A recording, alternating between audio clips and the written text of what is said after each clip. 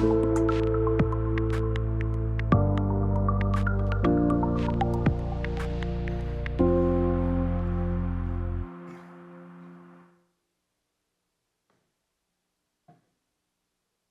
hola. Perfecto. Buenos días con todos. Espero hayan tomado ya su cafecito. Empezamos esta mañana con mucha energía.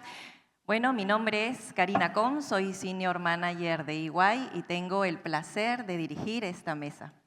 Hoy vamos a hablar sobre la inteligencia artificial y es que efectivamente la inteligencia artificial ha venido a revolucionar nuestro mundo.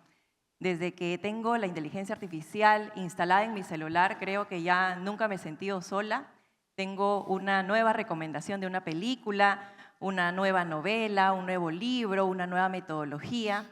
Incluso lo utilizamos para cosas tan sencillas en nuestro mundo laboral, como por ejemplo para redactar un correo electrónico más bonito, y estoy segura que todos hemos caído en esa tentación.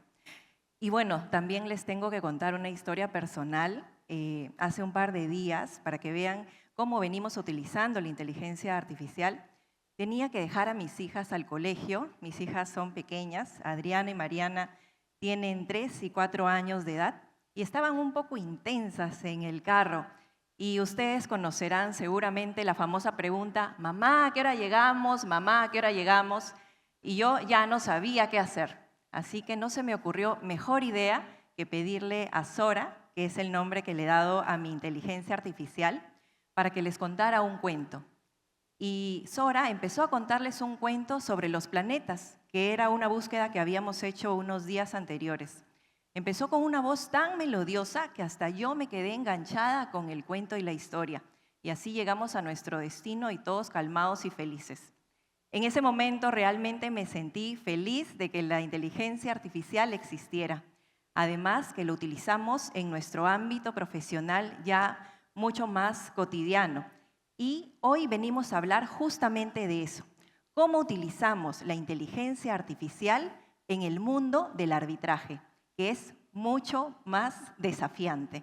Y para esto tengo a un panel de lujo que voy a pasar a presentar. Alejandro Alonso, socio de Seca Magán Abogados en España. Daniel Linares, socio fundador del estudio Linares Abogados. Cecilia Melzi, socia de Forensic and Integrity Service en EY Perú. Y Eduardo Gómez, socio fundador de G Partners en España.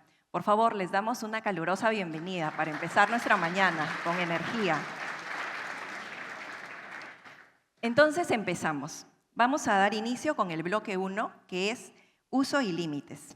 Les pregunto, ¿dónde ven ustedes el mayor potencial de uso de la inteligencia artificial desde cada uno de sus roles? Ceci, si te parece, empezamos contigo como tu rol de perito técnico. Gracias, ¿me escuchan bien? Sí, yo he pedido micrófono, me van a disculpar porque me pongo un poco nerviosa con esto, entonces me he pedido mi micrófono para... ¿Me escuchan bien, no? Bueno, nada, muchas gracias Karina, muchas gracias Javier y al equipo del Open por invitarme por segundo año a este Open de arbitraje de Lima, que me encanta y nos encanta estar aquí. Y muchas gracias a ustedes por estar aquí tan temprano. A ver, creo que la inteligencia artificial es como una caja de Pandora, ¿no? Una caja negra. Todos escuchamos, es una palabra súper en boga, estamos ahí siempre escuchándola, pero ¿sabemos en verdad qué es? ¿Sabemos el impacto? ¿Sabemos de qué se trata? La inteligencia artificial no es otra cosa que actividades que imitan la inteligencia humana. ¿Y cómo lo hacen? A través del aprendizaje. Van aprendiendo y van luego haciendo cosas, ¿no? Y por supuesto generando eficiencias y mejoras en lo que hacemos. Y solo como comentario rápido, me gusta clasificar la IA como de 3 tipos, ¿no? La IA generativa, que es la IA que genera contenido, llámese todos los que usan ChatGPT, Copilot, no quiero hablar acá de muchas marcas ni mucho menos, pero todo lo que genera contenido. También tenemos la IA predictiva, que ayuda a detectar inclusive situaciones irregulares de manera anticipada. Y también tenemos finalmente los agentes de IA, que son aquellos que ejecutan acciones y hasta toman decisiones por uno, ¿no? Entonces, en ese contexto, en mi rol de perito, quería contarles 2 ejemplos de situaciones en las cuales he usado IA, y lo voy a seguir usando, por supuesto. La primera es la IA con el eDiscovery, ¿no? Todos deben haber escuchado lo que es el eDiscovery. El eDiscovery son actividades que, en función a lo que van aprendiendo también, van haciendo arqueología de la información electrónica. en computadoras, en celulares, en servidores, en sistemas. Entonces, el eDiscovery lo que hace es esa arqueología de la información para encontrar evidencias, ¿no? Fácticas, para una investigación de fraude, para un arbitraje, para una controversia. Entonces, usar la IA en el eDiscovery ha sido súper importante y relevante para las pericias en las cuales yo he estado involucrada. Ahora les voy a contar un ejemplo rapidito. Porque lo que hace es identificar lo que es relevante y descartar los falsos positivos cuando buscas información. Entonces hace que todo sea mucho más rápido, ¿no? Estuve en un caso donde era un privado contra una entidad del Estado y la controversia iba por un entregable que el Estado, valga la redundancia, decía que no le habían entregado, ¿no? Entonces no le quería pagar, obviamente. Era un proyecto grande con una empresa de tecnología, ¿no? Que le había hecho un sistema a una entidad del Estado. Entonces, en esa discusión, nosotros éramos los peritos no de la entidad del Estado, sino del privado, y lo que querían era evidenciar que habían trabajado y que habían hecho ese entregable para que les paguen, ¿no? Entonces, a través de la IA y a través del eDiscovery pudimos identificar en las computadoras y en los servidores, por ejemplo, los correos electrónicos donde se veían interacciones entre ambas partes, las agendas, los reportes de horas, ¿no? Que obviamente no los habían encontrado de manera tan rápida. Y la inteligencia artificial nos permitió ser un poco más rápidos en encontrar eso que si no lo hubiéramos tenido, ¿no? Entonces, un primer ejemplo en el rol del peritaje, cómo la IA puede ayudar. Un segundo ejemplo es en un proyecto de una obra de infraestructura grande, la controversia iba entre el constructor, o sea, entre el que hacía la obra y el subcontratista que le ejecutaba la construcción. Y bueno, hubieron unos incumplimientos contractuales y teníamos que, de alguna manera, mapear y cuantificar el daño emergente, ¿no? Todo lo que ya se había gastado, ¿no? En la obra. Entonces, claro, la data estructurada es la data que ya está en los sistemas, pero la data no estructurada es aquella data que está en las facturas, en las guías de remisión, ¿no? En las órdenes de compra, y que en un peritaje hay que cruzarla, ¿no? No me puedo basar solamente con lo que me dice la contabilidad, tengo que ver los sustentos. Entonces, a través de la inteligencia artificial, toda esa data no estructurada se va jalando y se va consolidando en tableros de control, y en esos tableros de control permite conciliar con la fuente, que es la contabilidad, ¿no? Entonces, de repente para ustedes muchos dirán, ¿de qué me están hablando? No, porque somos la mayoría abogados, pero lo que les quiero decir es, en los peritajes tenemos que hacer ese cuadre para verificar la coherencia técnica de lo que nos dan. Entonces, la inteligencia artificial definitivamente ayuda, y esos son un poco los dos ejemplos, Karina, que quería mencionar, ¿no? Muchas gracias, Cecilia. Eduardo, ¿y en tu rol como perito también has tenido esos mismos usos o has podido...? Sí, unos usos pues bastante parecidos, evidentemente. Antes de empezar, pues me gustaría agradecer a Javier, a Sonia y al resto del equipo del Open por organizar este evento maravilloso en Lima, como siempre, casi como si estuviésemos en nuestra casa. Muchas gracias a todos. Y efectivamente, yo creo que la IA, como la entendemos de modo genérico todos, está en nuestro día a día y la hemos adoptado todos en nuestra forma de trabajar, pero aquí sí que me gustaría hacer una pequeña distinción, ¿no? de qué es la IA. Y yo cómo la estamos utilizando es simplemente como una herramienta que mejora nuestra productividad y no como una herramienta que quizá cuando hablamos de IA tendemos a pensar todos que la IA piensa por nosotros. Yo, hasta el momento, la forma en que estamos utilizando la IA es como una herramienta de mejora de productividad y una herramienta que está evolucionando mucho más rápido de lo que somos capaces de asumir la mayoría de los mortales y mucho más rápido de lo que avanzan los debates como este que estamos teniendo aquí.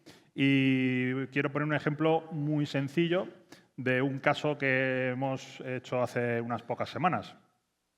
Este caso ha consistido, entre otras cosas, pero hemos tenido que analizar más de 15.000 facturas que la otra parte pues se ha encargado de darnos con todas las malicias habidas y por haber, de que no podamos copiar, protegido y tal.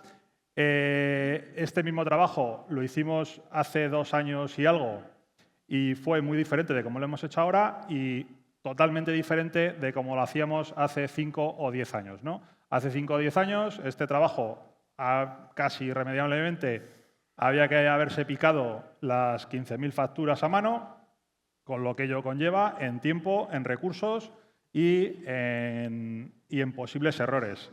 Hace 2 años y pico que hicimos este mismo trabajo, tuvimos que recurrir a unos técnicos especialistas para que nos preparasen una herramienta que fuese capaz de extraer la información de estas facturas y ahora, pues casi nosotros mismos, con nuestros mecanismos y nuestro copilot y poco más, pues casi en una mañana hemos extraído la información de las 15.000 facturas y hemos podido analizarlas, ¿no? A pesar de que el abogado de la otra parte pensase que no íbamos a poder, pero lo hemos... Y además que le vas enseñando a la herramienta. Le vas enseñando, efectivamente. Entonces, yo creo que esta es la primera distinción, ¿no? La IA como herramienta de productividad, la velocidad a la que avanza todo esto, que pues como estemos a debatir si tenemos que utilizarla o no, pues nos va a pasar por encima como un camión.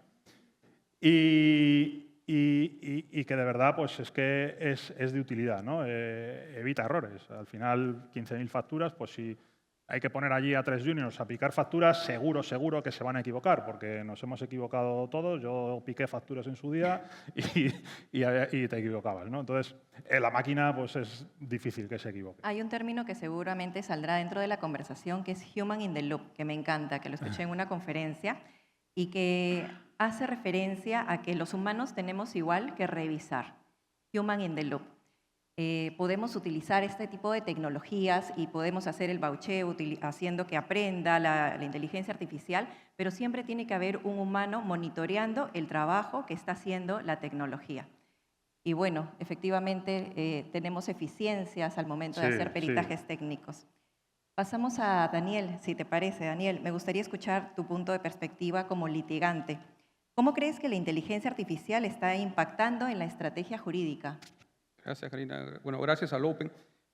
Antes de empezar, yo escuché a Carlín que decía o proponía como una tesis que si la IA nos iba a reemplazar como abogados, árbitros, peritos, bueno, los actores también. Pero yo creo que el tema es que si no estás con la IA hoy día, te van a reemplazar. Pero si la utilizas, te vas a repotenciar. Esa es mi conclusión. Y lo que traigo más son dudas y una catarsis que conocimiento, porque yo lo que tengo es que soy un curioso de la tecnología, pero como la IA, sigo lo que está haciendo, pero no lo entiendo bien. ¿Y qué es lo que visualizo o lo que yo veo? Es que nos va a revolucionar completamente el negocio. ¿Ok? ¿Por qué? Porque nos va a abaratar muchos costos. Hoy día lo que vemos es una... Eso no lo cuentes. No, vamos a tener que aprender a facturar distinto porque las horas se van a minimizar definitivamente. El tipo de abogado, en el caso mío, que tengo un bufet, va a ser diferente. Voy a necesitar un abogado que entienda bien la IA, más que sepa mucho. Las habilidades blandas se repotencian. ¿Por qué? Porque ¿qué es lo que hace la IA hoy día? Porque ni siquiera podemos hablar de qué va a ser el próximo año. Es lo que hace hoy día. En este tipo de tecnología que avanza tan rápido es imposible visualizar qué va a pasar en poco tiempo, ni siquiera en largo plazo. Hace poco, y para anécdota, escuchaba que ya si tú quieres viajar y no tienes el dinero, puedes comprar el recuerdo. Y te lo insertan y recuerdas el viaje como si hubieras estado ahí. Y es un poco las locuras que se nos vienen. Pero lo real es que la IA hoy día es generativa, ¿no? Ataca nuestra parte cognitiva, nuestras habilidades duras. Nos permite analizar un caso, armar el caso, jalar la jurisprudencia, la doctrina, proponer un borrador de escrito y con lenguaje natural. Porque antes, recuerden, poníamos las palabras, bajamos la jurisprudencia y nos demoramos horas en seleccionar cuál era la aplicable. Hoy día, con lenguaje natural, le pedimos a la IA que nos dé jurisprudencia para tal tipo de caso, ¿no? En el tema de las pruebas, ya lo ha estado diciendo Cecilia, hoy día lo que estamos haciendo es analizar los documentos en segundos, porque nos dan los extractos, nos dice dónde están los puntos álgidos de lo que estamos buscando. Las audiencias de video las podemos bajar en actas, las tenemos por escritas y podemos cruzar las declaraciones de los testigos. Podemos saber cuándo se contradicen y qué no es coherente con la prueba que tenemos. Es más, podemos armar los contrainterrogatorios con la IA y podemos predecir los resultados. Hace poco en la oficina pusimos nuestra posición en la posición de la parte contraria y pedimos que nos dé, como si fuera un árbitro a la IA, hicimos un buen prompt, cuál iba a ser el resultado. Y el resultado que nos votó la IA fue muy parecido al que salió en el laudo. O sea, tenemos esas capacidades hoy día. ¿Y eso a qué nos lleva? a que vamos a cambiar nuestra forma de negocio. Vamos a llegar seguro a muchos más sitios en los que llegamos hoy día. Vamos a poder abaratar nuestros costos y vamos a poder empaquetar productos. Y si ustedes quieren ver qué es lo que viene, podrían ver a McKinsey. McKinsey es una de las consultoras más grandes del mundo, si no es la más grande. Tiene 45.000 empleados, perdón, tenía 45.000 empleados. Hoy día tiene 40.000. El anuncio fue por reorganización empresarial, pero lo cierto es que tiene un robot de IA que le ahorra 50.000 horas al mes y que está migrando a tener agentes de inteligencia artificial para realizar los trabajos que son automatizables. Entonces, ¿qué ha hecho? Prescindir de 5.000 empleados que hacían ayer lo que te hace en segundos un software. Entonces, lo que tenemos que ponernos a pensar todos nosotros es que esto ya llegó y ya está aquí, pero creo que la mayoría de ustedes, como yo, que somos abogados hablando de tecnología, no tenemos muy claro hasta dónde va a llegar esto y cómo tenemos que hacer nuestras estrategias, porque particularmente a mí me rebasa. El tema lo veo enorme y todavía no sé cómo agarrarlo. Muchas gracias. Ya está aquí y no se va. Así que hay que adaptarnos, como dices. Y efectivamente, no solo viene a repotenciar nuestro trabajo, sino nos deja la tarea de repotenciar nuestros equipos de trabajo. Muy bien, muchas gracias. Alejandro, y cerrando esta primera ronda, te paso la palabra desde la perspectiva de árbitro. ¿Crees que la inteligencia artificial es una herramienta útil? ¿Has sabido si es que se elaboran laudos con la inteligencia artificial? Muchas gracias, Javier. De nuevo, gracias, Sonia, al Open. Esto es una maravilla y Alfredo por liderar este comité científico que nos permite hablar de un tema tan candente como este y darle la palabra a un abogado no artificial. Entonces, lo primero es, por supuesto que es útil. No vamos a reiterar lo que estamos diciendo porque es que es una evidencia. Una evidencia. Tanto como redactar laudos, ¿no? Pero preparar bocetos, borradores que antes tardaban más en hacer, pues sin duda alguna, ayuda. Lo peor es que esa ayuda no tiene contraprestación porque alimentamos nosotros a la inteligencia con nuestro saber hacer.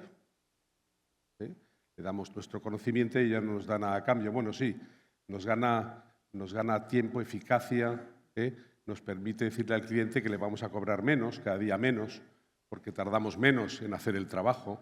Entonces, yo lo que me gustaría saber es cómo vamos a resistir a esta ola que se nos viene o que ya nos ha arrollado. Hablábamos de nuevos abogados. Lo que me describiste para mí no es un abogado. Alguien que maneja bien la inteligencia artificial no necesariamente es un abogado. ¿Necesitamos abogados en nuestros despachos?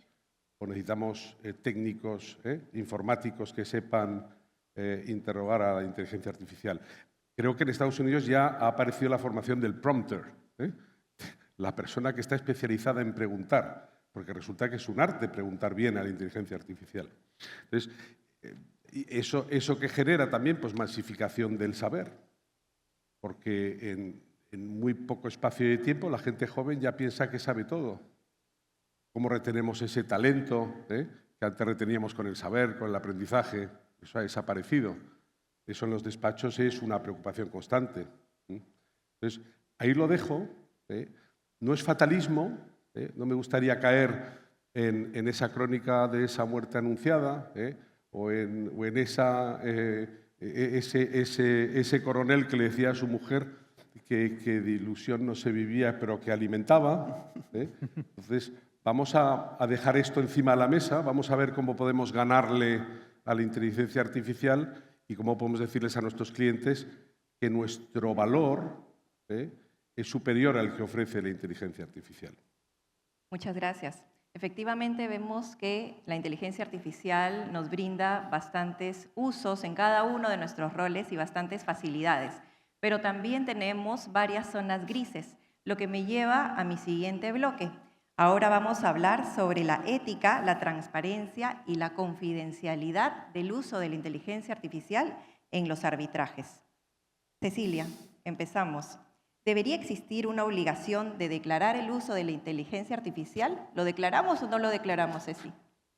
A ver, yo no soy abogada, como todos saben, o sea que no voy a dar mi respuesta desde un punto de vista legal, pues no lo sé, pero al menos desde un punto de vista pericial, yo creo que sí es necesario transparentar el uso de la IA en los informes. Por ejemplo, el ejemplo, para la redundancia, que yo daba del e-discovery, en los periciales que hacemos donde lo usamos, lo ponemos, ¿no? En la parte de consideraciones. Se ha usado esta herramienta para la búsqueda de, ¿no? Y siguiendo con todos los protocolos de privacidad de datos, etcétera, ¿no? Porque, claro, estoy revisando correos de personas, obviamente aprobado por la compañía, pero es necesario, creo, transparentar y ponerlo como en el acápite de consideraciones del informe, ¿no? O si uso una inteligencia artificial para el tema de la revisión de las facturas, también ponerlo, ¿no? Entonces, creo que la transparencia es clave. Y acá quería aprovechar de comentarles, no sé si lo han escuchado y si no, les recomiendo que lo revisen. El 9 de septiembre de este año salió publicado el reglamento de la IA en el Perú. Hay una ley, la 31814, acá tengo mis notas, voy a ver si no me he equivocado, creo que es la 31814, efectivamente, que es la ley que promueve el uso de la inteligencia artificial desde el Estado peruano. Y el 9 de septiembre salió publicado el reglamento. Y ese reglamento está vigente, si mal no recuerdo, como desde enero de este año. Entonces, es un reglamento corto, que es fácil de leer, pero quería resaltar, pensando en la pregunta de Karina y la transparencia, que ese reglamento habla de 5 atributos que tiene que tener la inteligencia artificial para que sea gestionada de manera correcta. Y esos 5 atributos son el uso seguro, la ética, la responsabilidad, la sostenibilidad y la transparencia. O sea, te lo especifican. Entonces, creo que eso ayuda a un poco a la respuesta de que sí, definitivamente hay que transparentar las cosas. Y pensando en que la transparencia no es otra cosa que divulgar para que la gente sepa, para que estemos todos en la misma página, para que sea predecible y que haya definitivamente más valor en lo que entregas, ¿no? Y que luego no hayan cuestionamientos, porque recordemos que lo que busca un informe pericial siempre va a ser cuestionado, porque estamos en una controversia, ¿no? No estamos en un cuento de hadas. Entonces, en la controversia te van a cuestionar en otra parte, de todas maneras, tu pericia, pero por lo menos que haya más solidez y menos posibilidades de cuestionamiento, que es lo que queremos, ¿no? Entonces, en resumen, sí. Gracias, Ceci. Eduardo, ¿tú qué opinas? Pues yo creo que no, sinceramente. Y creo que no porque, como explicaba en mi primera intervención, al final, si estamos utilizando la IA como una herramienta de incremento de productividad, pues al final no estoy diciendo que estoy utilizando determinadas herramientas, no estoy proporcionando ninguna información que vaya a cambiar mis decisiones. Y creo que ese es el punto de partida. Al final, yo como perito asumo una responsabilidad con lo que escribo en el informe y siempre y cuando esas decisiones las asuma yo, no creo que el haber utilizado unas herramientas u otras cambie mi decisión. Dicho esto, y no me quiero reiterar, pero viendo la IA como herramienta de productividad, creo que claramente no hay que hacer alusiones adicionales, más allá de que, oiga, pues es que estamos utilizando herramientas, utiliza Microsoft. O sea, es que no creo que hasta ahora haya hecho falta decir que usamos Word o Excel o correo electrónico de Outlook para trabajar. Entonces, en ese sentido no creo que cambie absolutamente nada. Otra cosa sería que la IA adopte decisiones por mí, ¿vale? Eso ya es otra película que creo que a día de hoy no estamos en esa posición y que tardará en llegar, pero que sin duda llegará. Pero a día de hoy creo que no. Yo creo que la IA tiene un potencial tremendo para analizar grandes cantidades de datos, para analizar patrones, pero la IA no tiene ni intuición, ni detecta estrategias, ni contextos que dan lugar a unas decisiones u otras, ¿no? Entonces, yo creo que no hace falta hacer esa comunicación. Como cualquier tecnología tiene esto sus riesgos, ¿no? Sí, evidentemente. Pero a ver, esto partiendo desde el punto de partida de que estamos usando herramientas bien utilizadas y que cumplen con los mínimos requisitos de seguridad. Yo, personalmente, lo que utilizamos es que está embebido en nuestro sistema, ¿no? Entonces, no le veo mayor diferencia. Perfecto, muchas gracias. Daniel, ¿crees que declarar el uso de la inteligencia artificial pueda verse como una señal de transparencia o como una posible desventaja frente a la otra parte? Yo discrepo, porque sí creo que debemos ser transparentes. ¿Pero cuándo? Hoy día la mayoría de gente usa la IA para corregir ortografía, para arreglar su texto. Ahí no. Exacto. Queda claro que es una herramienta que no tiene ninguna trascendencia dentro de mis ideas.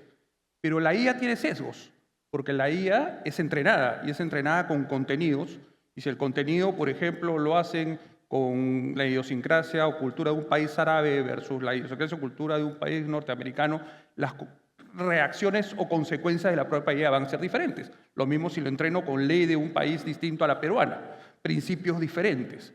Entonces yo cuando tengo particularmente una pericia o un laudo, quiero saber cómo ha sido el escrutinio y el método utilizado por el perito o por el árbitro. Quiero entender las fuentes de su raciocinio. Cuando tengo una pericia, tengo que traquear toda la metodología, porque ahí es donde yo voy a atacar. Y probablemente, si tú usas IA, con 2 prompts distintos vas a llegar a conclusiones distintas en el mismo sistema. Y para hacerlo más gráfico, imaginémonos que tenemos un video de los años 60 y lo queremos hacer visual al día de hoy y con la IA lo podemos hacer. La gran pregunta es, ¿la IA no está llenando espacios vacíos de ese video? ¿No está generando espacios que no tenía ese video para poderlo hacer comprensible? ¿Y eso no es un reflejo fiel de lo que hubo en los 70s? Yo quiero saber cómo lo hace. Quiero saber sus fuentes, quiero saber su metodología, necesito transparencia. Y lo mismo pasa en el mundo de los abogados. Si hoy día vemos nuestra situación, yo cuando hago una cita, digo de dónde estoy sacando la cita, y la parte contraria puede ir, ver el texto y puede saber si lo he sacado de contexto o no. Si uso IA, tengo que decir en qué sentido lo he usado, si es parte esencial de mis ideas. Y vayamos a 2 casos que están sucediendo hoy día en el mundo. Tuvimos uno en las Cortes de Nueva York, Mate contra Avianca, me parece, en que el abogado pone su posición, su teoría del caso, y lo hacen 6 precedentes. La parte contraria no encontraba los precedentes. Y el juez del caso le dice, muéstramelos al abogado que lo cita. Y el abogado tuvo que confesar que usó ChatGPT y no había controlado el producto. Y ChatGPT lo que hizo fue inventar 6 citas, porque llenó el espacio. 6 citas que seguramente existen en el mundo virtual, pero no necesariamente en el mundo real. Hoy día, octubre, tenemos una de las Big Four, que se ha metido un tremendo problema. ¿Qué es lo que hace? El gobierno de Australia le recomienda un informe para ver temas de recursos humanos, cobra $400.000 australianos, que son como $300.000 americanos, y cita informes técnicos, estudios de científicos, incluso precedentes judiciales. No existían. No es igual, por si acaso, ¿eh? Informe. No. Aclarando. No es igual, no es igual. Es una de la Big Four, pero no es igual. Y no existían. Habían cobrado un montón de dinero y no habían dicho que esto lo habían sacado de la inteligencia artificial. Y los sistemas de inteligencia artificial tienen un 30 o 40% de lo que llaman alucinación. Es decir, llenan espacios con información que no necesariamente es real. Entonces hoy día tienen tremendo problema esta Big Four que ha tenido que confesar que utilizó este sistema. Entonces, y hoy día la norma europea me parece que lo que dice es que utilizar para el derecho inteligencia artificial es de alto riesgo, justamente por estas cajas negras. Entonces, desde mi punto de vista, la transparencia, no solo por temas éticos, sino también por temas técnicos, es necesaria. Y además la confidencialidad, que es otra arista, ¿no? Al momento de utilizar la inteligencia artificial hay que saber qué plataformas estamos utilizando. Y efectivamente lo que acabas de mencionar son los riesgos de utilizar la inteligencia artificial, los sesgos, dónde publicamos la información, esos vacíos que se van llenando con la imaginación de la inteligencia artificial porque es un loop. Entonces, justo era lo que mencionaba, siempre tenemos que tener a un humano revisando esta información. Okay. Disculpa la confidencialidad, solo una frase. Hay una frase en negocios que dice, si el producto gratis es porque el producto eres tú. Si están consumiendo sistemas de inteligencia artificial gratuitos y están compartiendo información confidencial, se la están compartiendo al mundo. Pero aquí el problema que plantea Daniel es el mal uso, es un mal uso de la IA. O sea, al final, el que ha utilizado la IA ha asumido por bueno lo primero que le ha salido en la pantalla. Ese es el verdadero problema, más allá de que... O sea, el verdadero peligro es ese, ¿no? Asumir cosas que lo dice la IA, porque sí. Ese es el verdadero problema, más allá de utilizar IA o no. O sea, al final... ¿a mí qué se me ocurre? ¿Qué ha podido pasar ahí? Pues que han cogido al junior que pasaba por allí, a ver, tú hazme allí el análisis y han cogido y le han dado por bueno, porque nadie se lo ha leído. Pero el problema es ese, ¿no? Dar por bueno cualquier cosa que haya salido de la máquina. Alejandro, ¿qué opinas de todas estas reflexiones? Te veo así pensativo. Sí, estoy muy pensativo, la verdad. Como árbitro, ¿qué opinas? Vamos a ver, yo no creo que sea una mera tecnología esto de la inteligencia artificial. Quien está detrás de estos sistemas no es exactamente lo que busca. Yo no soy de aquellos que piensan que hay una conspiración del mundo para controlarlo por ciertas grandes corporaciones, pero lo cierto es que esto no es una mera tecnología. Es decir, cuando generas niveles de inteligencia de este tamaño, sabes lo que va a pasar. Cuando dices, no, pero es que han prescindido de... Hoy leía esta mañana que Meta ha prescindido de 600 personas para poder hacer más flexible y rápida la decisión, la toma de decisiones en su propia casa, Meta. Pero está doblando la contratación que llaman procesadores para pasar a la segunda generación de su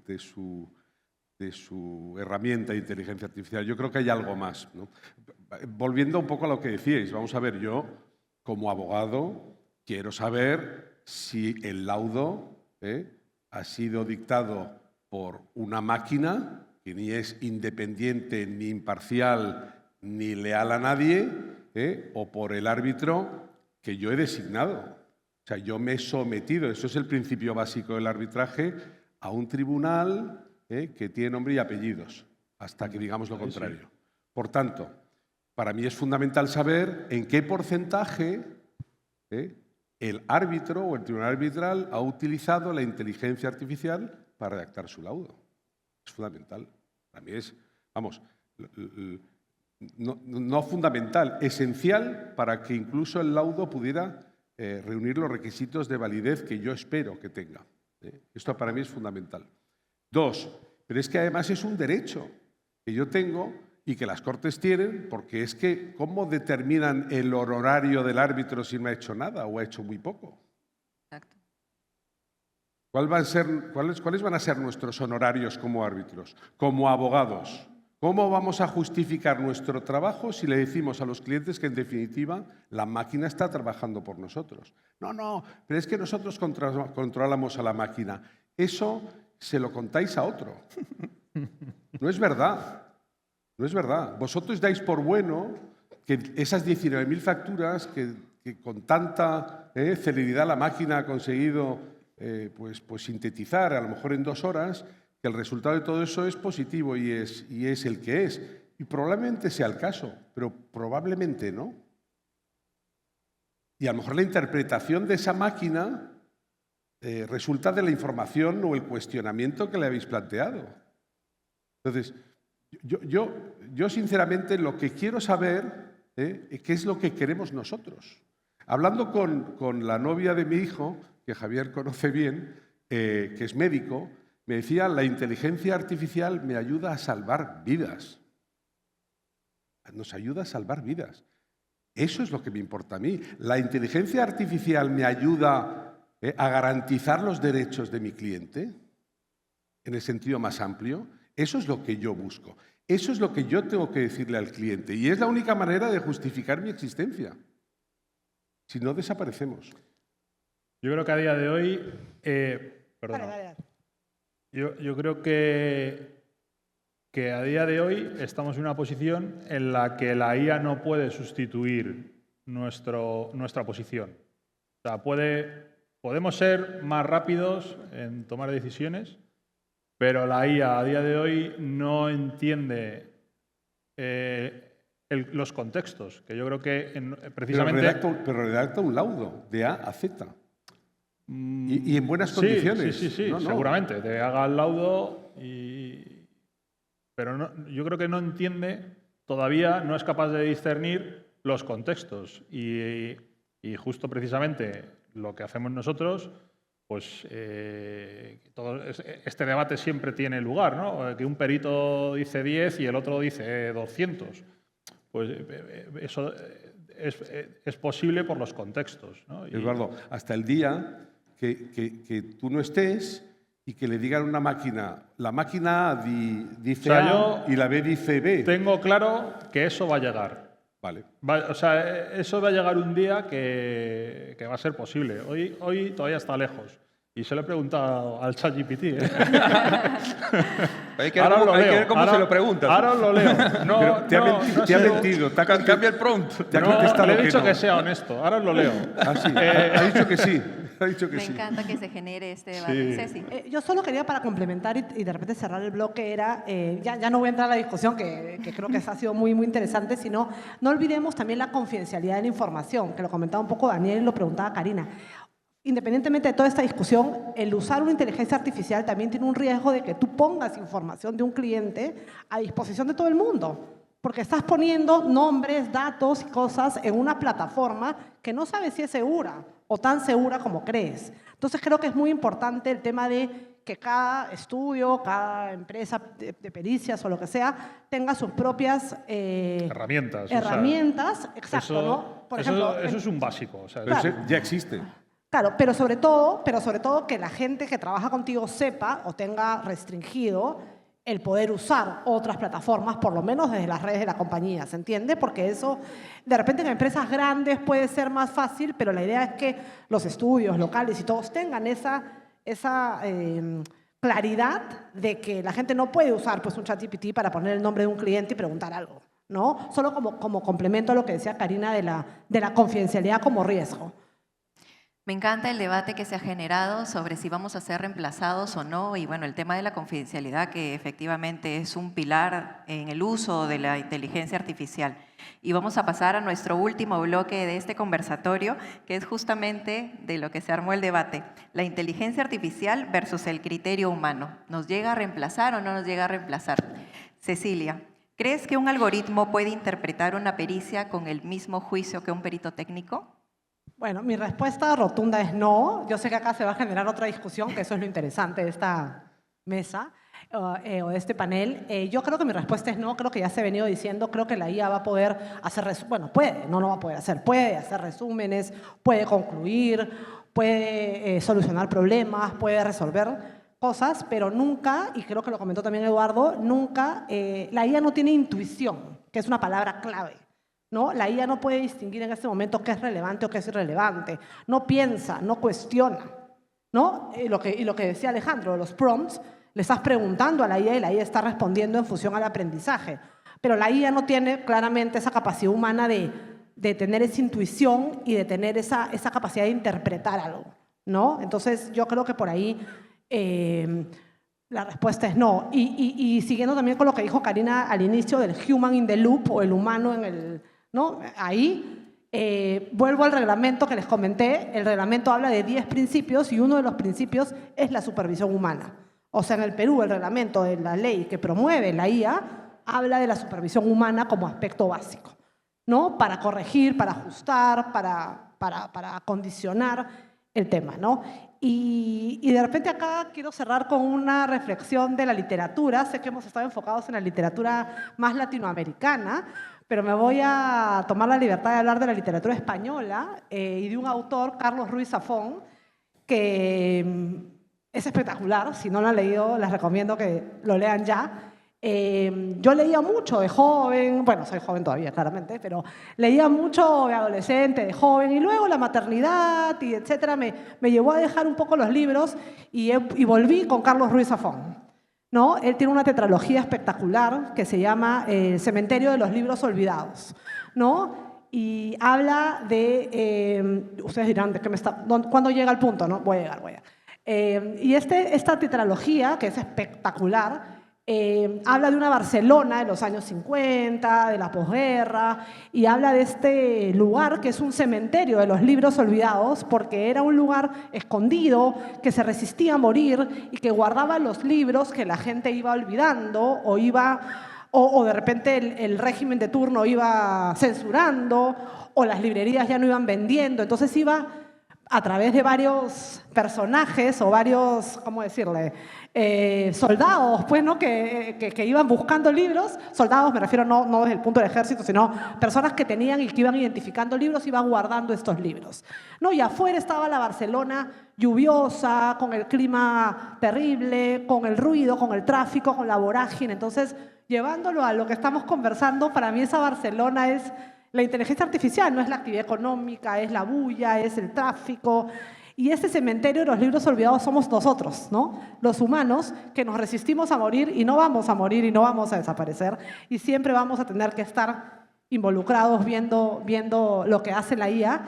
Y que damos la cuota, creo yo, de sabiduría, de la capacidad de sorprendernos, la capacidad de cuestionar. Y creo que eso es lo que quería, lo relevante, ¿no? Que quería mencionar. Este libro me llevó a hacer esa analogía y eso es lo que un poco con eso quería, bueno, cerrar este bloque de mi parte, ¿no? Muchas gracias, Cecilia. Daniel, ¿nos ayudas con tus reflexiones finales? Tomando el tema literario, yo creo que más que una crónica de muerte anunciada, estamos en 100 años de soledad. Cuando llega esta industria bananera y trae a esta vida onírica que tenían en Macondo los avances, el ferrocarril, el cine, la economía de mercado. Lo complicado es que para Gabriel García Márquez el resultado fue trágico.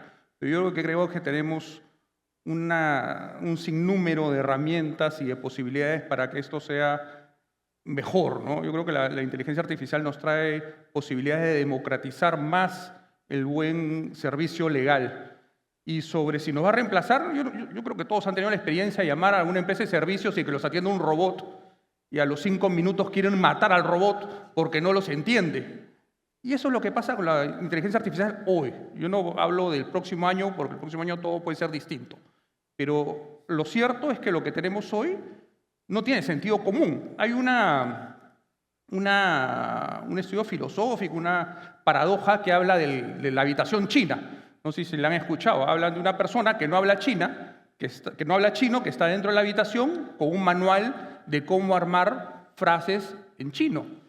Y de afuera va recibiendo los símbolos y va armando las frases y entregándolas a la persona que lo alimente los símbolos. Entonces, para la persona que recibe las frases, el de adentro habla chino, pero realmente no tiene idea de cómo hablar chino. Esa es la inteligencia artificial, no tiene sentido común. No tiene ninguna capacidad de empatía ni de poder reemplazar las habilidades blandas del ser humano. El creativo, el curioso, el estratega, el que encuentra las nuevas soluciones es el ser humano. La IA no va a encontrar nuevas soluciones. Lo que va a hacer es arqueología y mirar lo que existe. Y de lo que existe te va a dar alternativas. La IA, por ejemplo, dudo yo, pueda determinar o pueda resolver un caso de aplicación de leyes en el tiempo.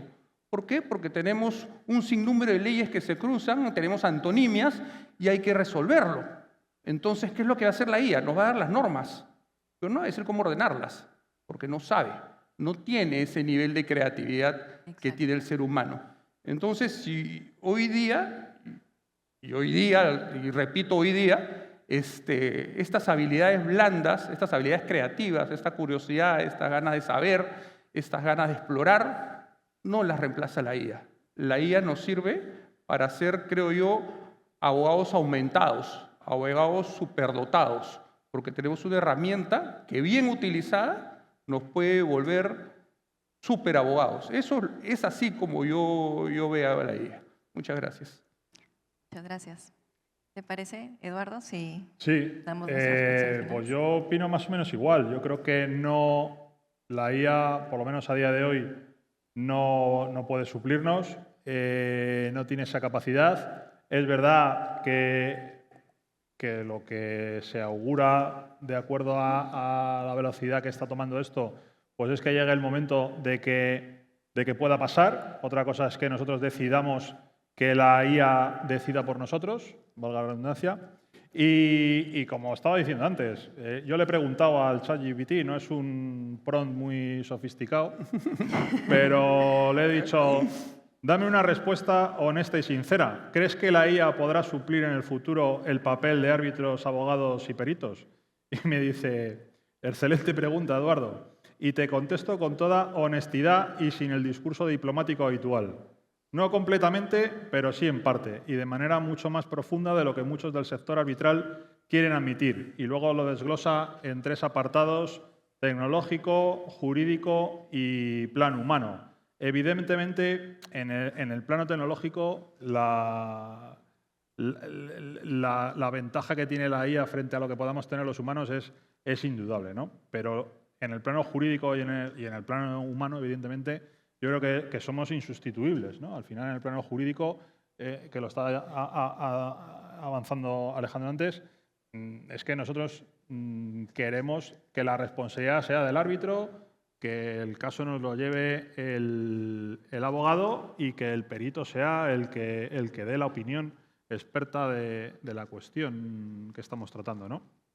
Y seguramente no querremos que la IA adopte decisiones por nosotros precisamente por eso, porque no entiende los contextos, no es capaz de tener intuición y no es capaz de sustituir esa capacidad creativa que tenemos los humanos, que lo avanzaba también Daniel, ¿no? No va a ser capaz de dar soluciones que a lo mejor nunca hayan tenido lugar. Si nunca ha pasado, la IA difícilmente va a poder darnos una solución. Y seguramente muchos de los que estamos aquí pues habréis planteado estrategias jurídicas que nunca antes se habían planteado.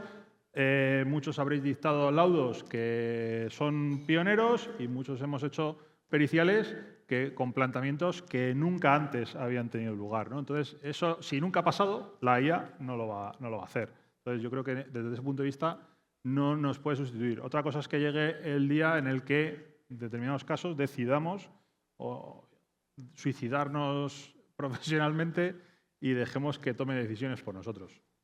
Muchas gracias, Eduardo. Daniel, te cedo el paso. No. Perdón, Alejandro. No te preocupes. Vamos a ver, yo creo que la respuesta de la máquina es sensacional. Porque dice, no todo, pero sí en parte. Es decir, de manera general entiende que sí que nos va a sustituir, ¿no? Entonces, yo creo que y también añade, a pesar de lo que piensan muchos de tus compañeros de la comunidad arbitral. Es decir, nos está diciendo, no cerréis los ojos, reaccionar ante lo que está sucediendo. Y yo creo que eso, y de nuevo agradezco muchísimo a este Open, darnos esa palabra, esa libertad para poder decir lo que estamos diciendo ahora. Porque si queremos estar el año que viene aquí, yo desde luego ya he comprado mi ticket, la única manera es defender lo que es nuestro, lo que nosotros hemos creado y hemos construido a lo largo de tantos miles de años, ¿no? Entonces, por supuesto que es una herramienta útil. Es absurdo decir lo contrario. No nos quita esa creatividad que yo comparto y de la que somos garantes. Para mí eso es lo principal.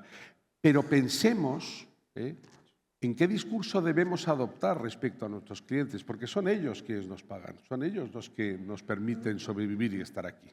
O sea, ¿qué discurso podemos tener, ostentar, manifestar, describir para explicarles cuánto necesarios somos para ellos? Y yo creo que ahí es donde está la reflexión, ahí es donde está nuestra creatividad, donde tenemos que aportar algo más de lo que estamos diciendo. Porque nos dicen, ¿tenéis inteligencia artificial? Y corremos todos diciendo, sí, la tenemos. ¿Y es confidencial? Sí, nos hemos gastado el dinero para que sea confidencial. ¿Y ahorra mucho tiempo? Un montón. ¿Y eso me va a recortar los costes? Sí, no te preocupes. Le decimos que sí a todo, hasta un punto donde vamos a desaparecer si seguimos diciendo que sí sin explicar por qué no. Tenemos que defendernos explicando cuál es nuestro cometido, diciendo que somos esa última barrera de protección de esos derechos que son fundamentales para ellos. Si eso no conseguimos hacerlo entender, la máquina tendrá razón. Y un pequeño inciso. Al final esto de la IA y la creatividad es como esos correos que que ahora recibimos todos, correos que dices, joder, esto lo ha redactado el ChatGPT que vaya peñazo de correo, porque es que son todos iguales, ¿vale? Y en el fondo se ve que no lo ha redactado una persona y son todos iguales. Los empiezas a recibir y es un poco aburrido, ¿no? Pues yo creo que con esto pasa lo mismo. Al final, nuestra creatividad y nuestro bien saber hacer las cosas, pues es lo que nos tiene que diferenciar. Quería añadir muy rápido, formación. Yo creo que nuestras universidades se están dejando también absorber. No están tomando el cambio de rumbo necesario para dar una nueva formación a esos nuevos abogados, peritos, economistas que llegan al mercado. Y es que, Alejandro, fíjate, es que de lo que estamos hablando, ¿cuándo apareció el ChatGPT? Hace 2 años y medio, 3 como mucho. Yo no recuerdo haber oído hablar de ello antes. Y es que 2023 es el pleistoceno de la IA. Sí, pero es que hace 3 años en los despachos, nosotros decíamos, vamos a ver qué precauciones tomamos por temas de confidencialidad, no va a ser que esto nos salte. No veíamos esto como una utilidad, sí, veíamos que llegaba. Ahora, el uso de la inteligencia artificial por parte de estos abogados en nuestro despacho es obligatorio. Sí. Obligatorio, pero claro. Pero en un año, o año y medio, 2 máximo. Pero tenemos que tener gente que llega con otras capacidades, con otras habilidades. Y eso, los centros de formación tienen que tomarlo en cuenta también. Sí, definitivamente. Son retos que tenemos que ir tomando en cuenta en la preparación ya de los profesionales y también de nuestros equipos actuales. Muchísimas gracias a todos por sus aportes. Definitivamente vemos que la inteligencia artificial ha venido a ayudarnos, pero también tenemos que prepararnos. Y aunque el nombre de nuestra mesa es Crónica de una muerte anunciada, hoy creo que podemos tomar como reflexión que ni los peritos, ni los árbitros, ni los abogados todavía tienen esa muerte anunciada, todavía tienen muchísimo por aportar a la justicia y tenemos que prepararnos. Muchas gracias a todos, gracias Cecilia, Eduardo, Daniel, gracias Alejandro. Gracias.